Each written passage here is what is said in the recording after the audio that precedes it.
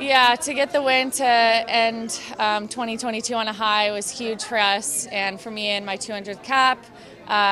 Wanted nothing more than just a win. So obviously we had like kind of a rocky start to this game, and they were kind of, started to dominate a little bit, win a lot of tackles, and I felt like in the second half we really came out just ready to compete and completely dominated end to end and had some incredible goals as well.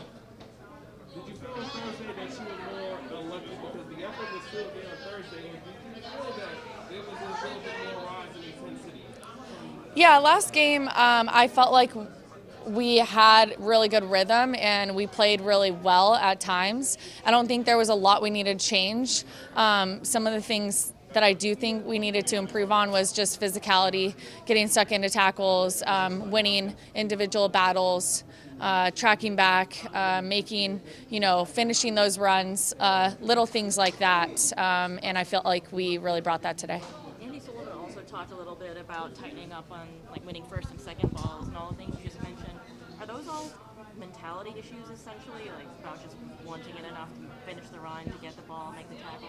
I think some of it's positioning, some of it's mentality, and some of it's just going in expecting to, win that battle and not going in timid. So I think this game was a good one for us to review last game, see where we fell short and where we needed to kind of finish strong through this game, and kind of winning those tackles were one of those things. As a veteran who's experienced, some of these highs and lows before the team, how did you help the younger players kind of keep everything in perspective during this rotation? I think it's important to just recognize that we did have really good moments the other night, and that we were unlucky at times. That at times it also wasn't good enough. So I think it's seeing everything as a whole and not picking apart the bad.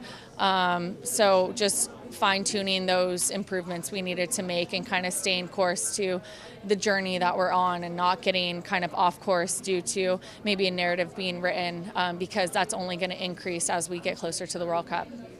Last one for Alex.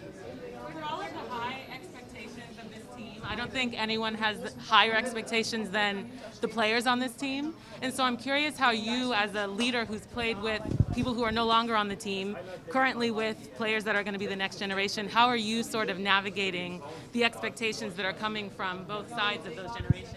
Well, I think it's demanding the most out of each other and holding each other accountable, not only in games, but day to day in trainings too. And I think we do have the most competitive environment in the world day to day. And so I think it's just yeah.